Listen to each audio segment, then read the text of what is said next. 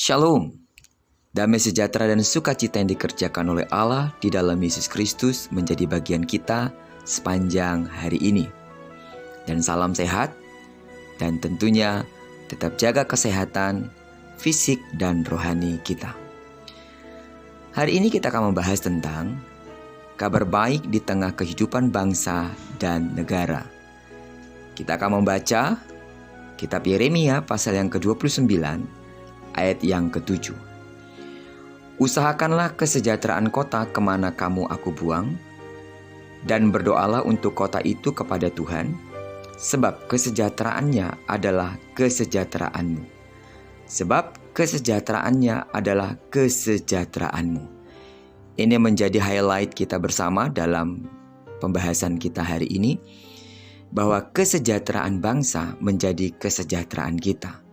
Sebaliknya, pergumulan bangsa menjadi pergumulan kita. Sebagai anak-anak Tuhan, sebagai orang yang percaya atas kebenaran firman Allah mengajarkan kita bahwa kita tidak boleh cuek terhadap keberadaan pemerintah di mana kita ada. Kita tidak boleh cuek terhadap pergumulan dari bangsa ini.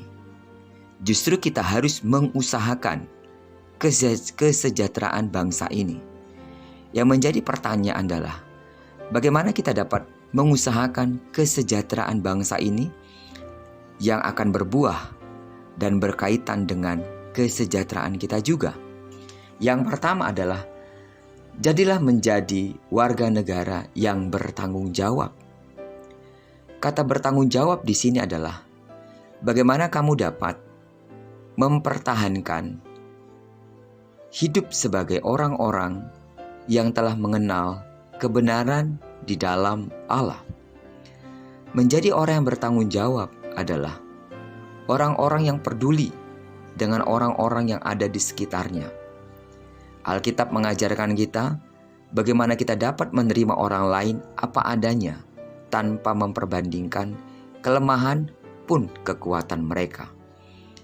Indonesia terdiri dari berbagai suku, terdiri dari berbagai etnis, terdiri dari berbagai kebudayaan, bahkan terdiri dari berbagai keyakinan. Dalam menghadapi kenyataan ini, Alkitab mengajarkan kita bagaimana kita dapat menghormati mereka sebagaimana kita menghormati diri kita. Mengasihi mereka sebagaimana kita mengasihi diri mereka. Bertanggung jawablah sebagai warga negara, bertanggung jawab pula lah sebagai seorang anak Tuhan. Ketika kita bertanggung jawab sebagai anak Tuhan, itu artinya kita bertanggung jawab untuk melakukan kebenaran Allah yang menyatakan, jangan pernah membalas kejahatan dengan kejahatan, dan jangan pernah membalas apa yang diperbuat orang lain secara negatif dan kita membalasnya secara negatif.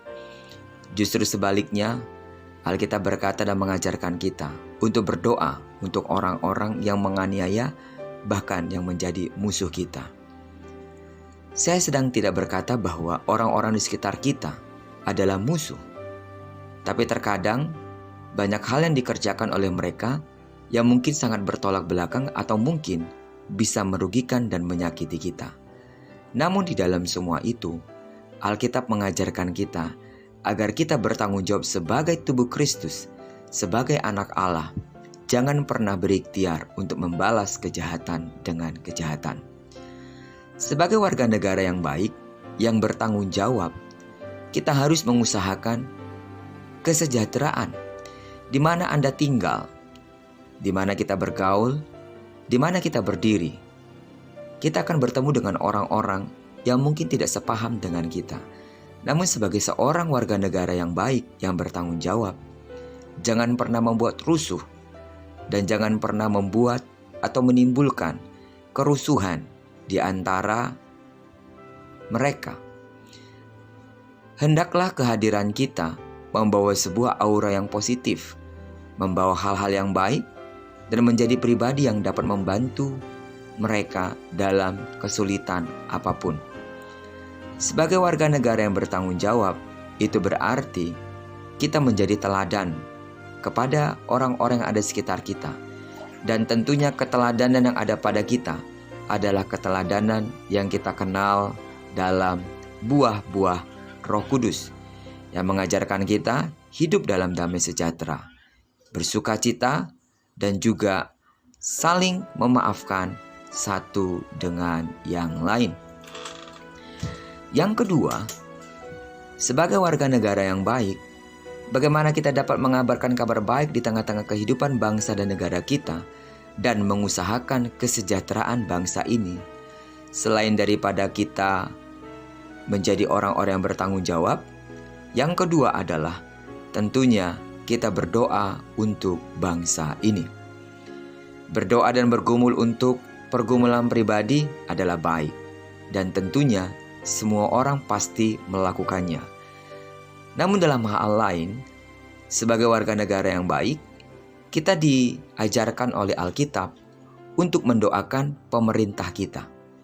Kenapa kita harus berdoa untuk pemerintah kita? Supaya pemerintah kita dapat menjalankan roda pemerintahan dengan takut akan Tuhan. Karena hanya dengan menjalankan roda pemerintahan ini dengan takut akan Tuhan, maka semua keinginan-keinginan yang merusak dan memecah belah akan terhapus. Kita tidak bisa memungkiri bahwa mungkin kita dapat mendengar ada orang-orang yang mengambil keuntungan atas bangsa dan negara ini dalam kedudukan-kedudukan mereka di pemerintahan. Namun bukan berarti kita harus mencaci maki mereka, menuding mereka sebagai orang yang tidak benar. Sebagai anak-anak Tuhan, tugas kita adalah juga berdoa untuk mereka. Sebab Alkitab menyatakan bahwa Tuhan dapat mengubahkan hati yang keras menjadi lembut. Orang yang bersifat atau berwatak keras akan menjadi lembut. Bahkan orang yang berkityar buruk terhadap kita, jika kita berdoa untuk orang itu, orang Tuhan dengan kuasanya dapat mengubahkan hatinya. Di dalam kitab, apa yang dikatakan oleh Alkitab buat kita hari ini, di dalam kitab 2 Tawarik pasal yang ke-7 ayat yang ke-14. Dan umatku yang atasnya namaku disebut, merendahkan diri, berdoa dan mencari wajahku, lalu berbalik dari jalan-jalannya yang jahat, maka aku akan mendengar dari sorga dan mengampuni dosa mereka serta memulihkan negeri mereka.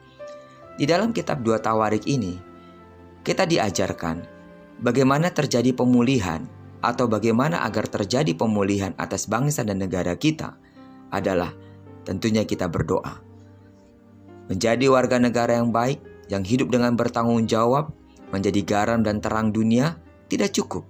Yang kedua, kita harus berdoa.